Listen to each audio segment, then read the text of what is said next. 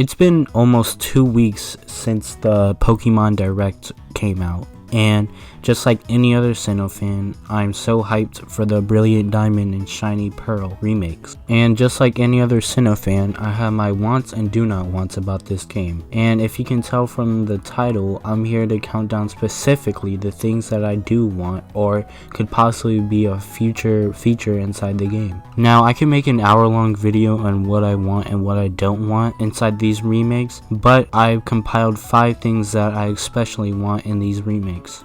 I haven't been able to hear many people's thoughts on this game, so if you want to, please leave your opinion or thoughts about this game, what you want and what you don't want inside the comments below. But that wraps up the intro, and we have a lot to discuss, so let's get into it.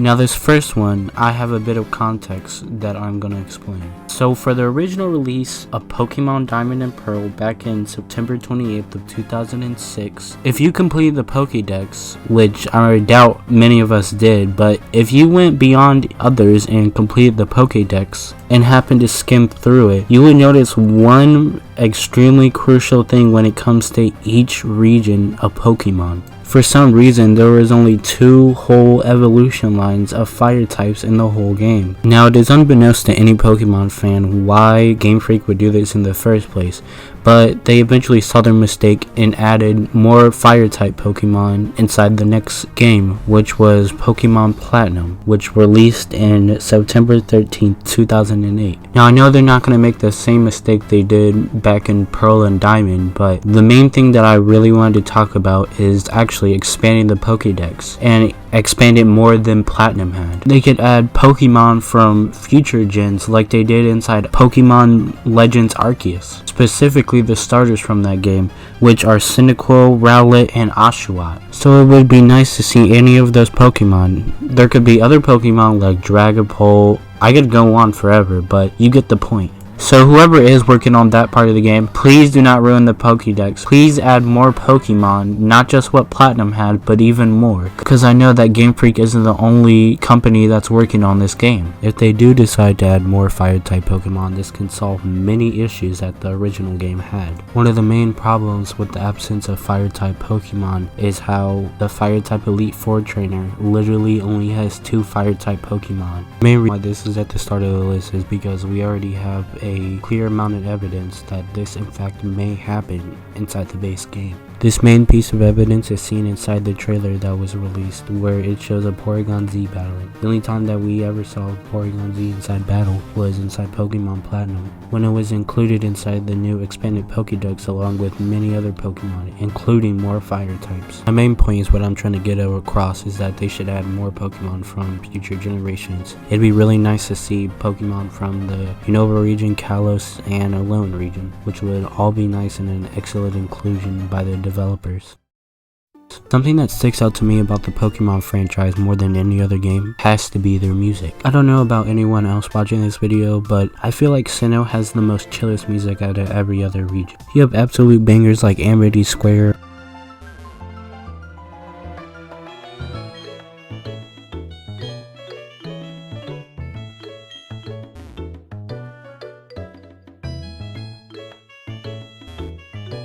or the Pokemon Center at night.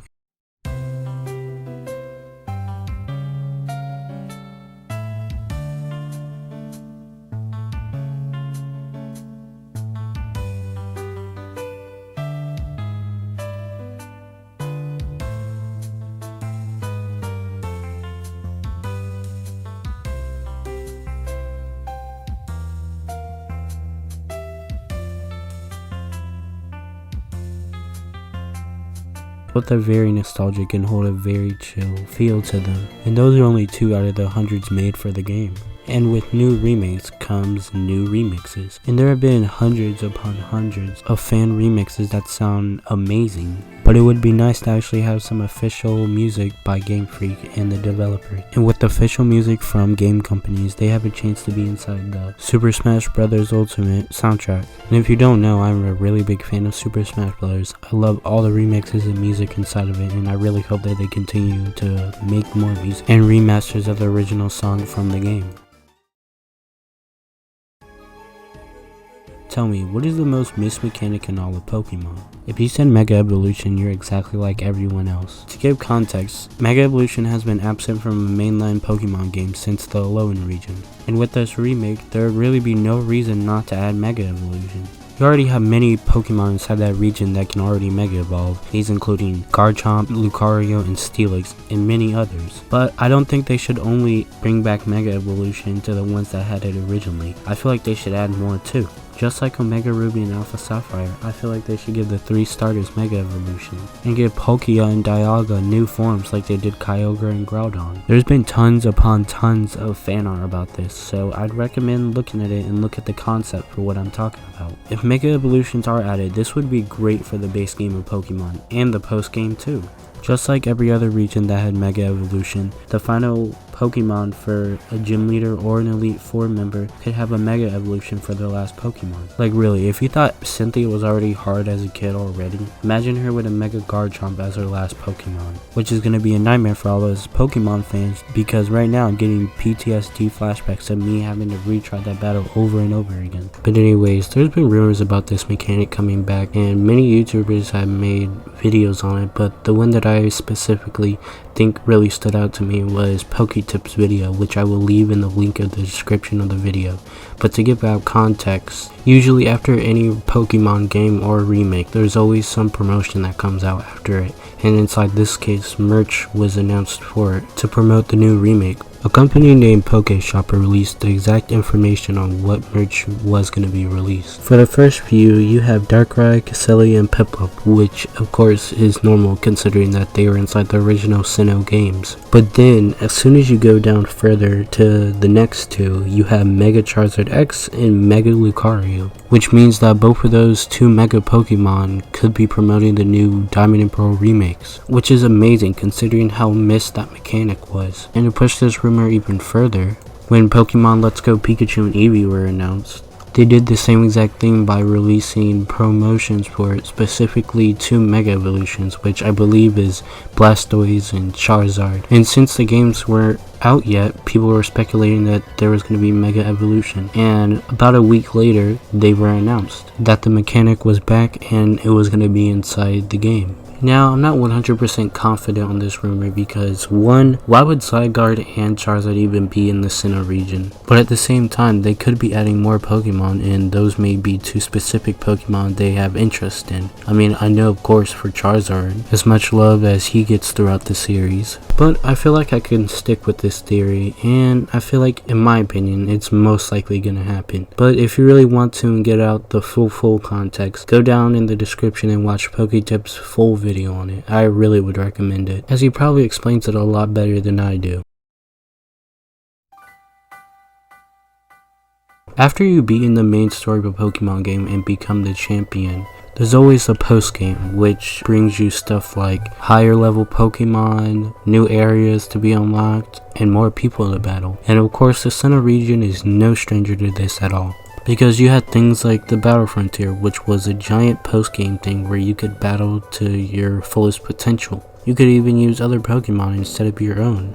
But we already know that the Battle Frontier is already going to be added, because really, with Diamond and Pearl without them. But on to the main point, which is I want them to add more post-game, and even more than they had inside the original. So more post-game I feel like that really needs to be addressed is mythical Pokemon.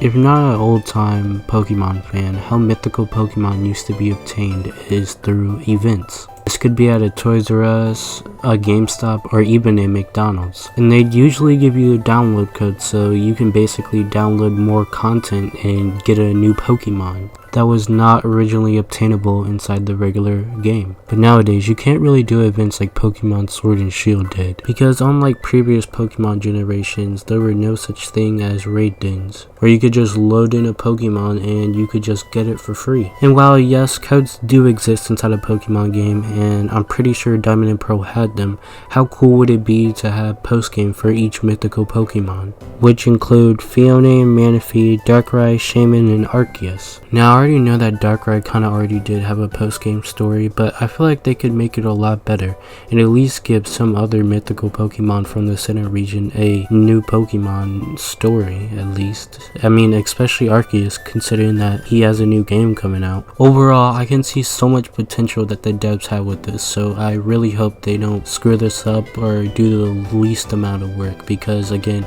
these are Diamond and Pearl remakes, and just like every other remake, I really want to see them make a mark inside the Pokemon franchise.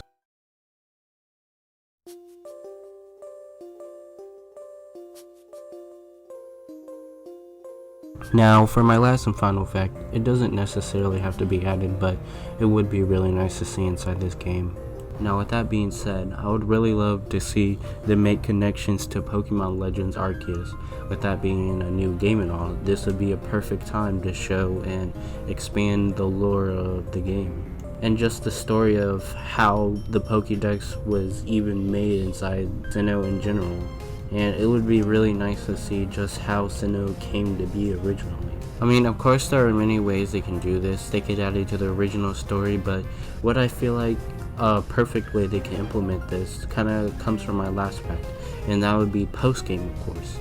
Post-game would be a perfect opportunity to add something like a story, or just, you know, meeting up with an old man and he'll like give you a blast of the past.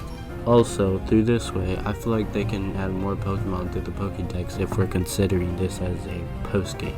Like, they could add the starters from the Pokemon Legends Arceus trailer. I mean, it'd be really nice to see Rowlet, Cyndaquil, and Oshawott, which would be amazing to have because Oshawott is one of my favorite starters.